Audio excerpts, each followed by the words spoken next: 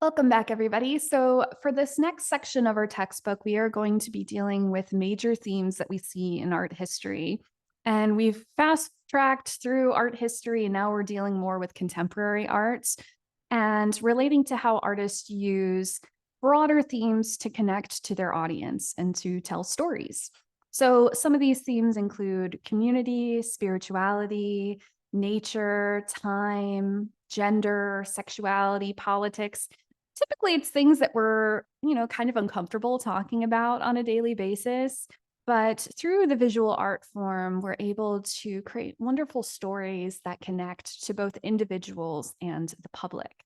So, for this thing, we are going to be creating what's known as a KWL chart. And we're going to work on this together just because these are broad themes. They're difficult to talk about, and there are many artworks that can relate to it.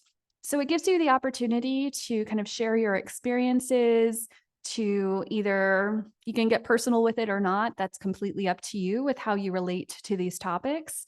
And also to share what you are learning in each chapter.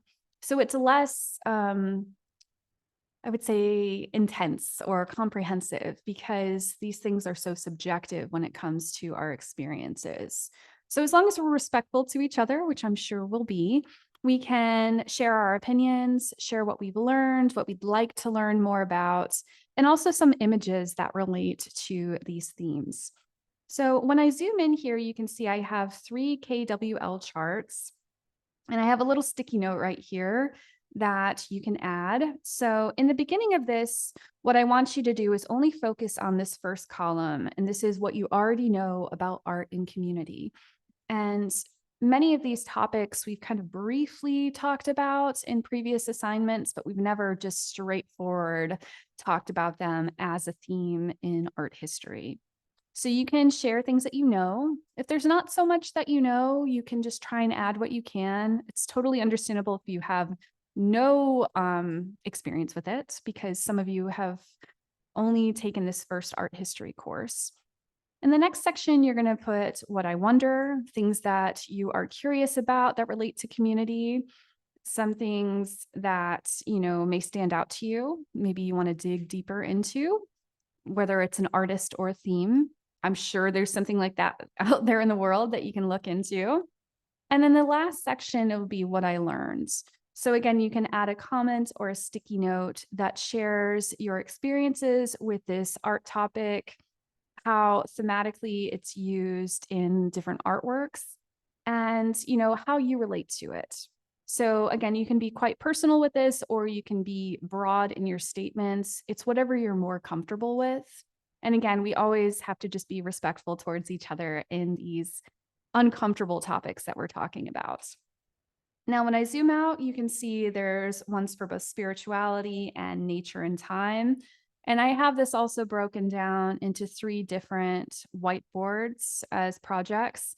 So then we're not just trying to tackle all of this at once and breaking our brains, because this is probably the most difficult part of this course when it comes to just thinking about these major themes. Now, when I zoom down, you can see there's another section down here. So after you've finished your charts, what I want you to do is to find an image in each of these sections that relates to this art theme. You can write a quick little blurb about it. For example, I have Carrie James Marshall, who is an incredible artist that often uses themes of community, specifically of the Black community, and how it relates to different communities that are often segregated, or they've been set aside. And they're almost like these dreamscapes that show equality if it were to truly exist. So there's a type of satirical quality to his work, but it's also just absolutely beautiful with the way that he renders his images of this community.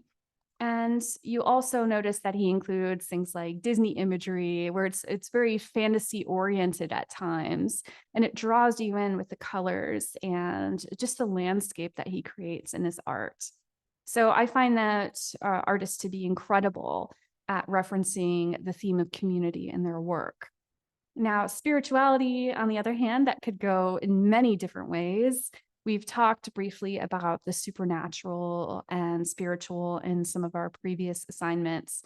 And so here you can take it into being very specific religious imagery, or you can take it into something that's more vague.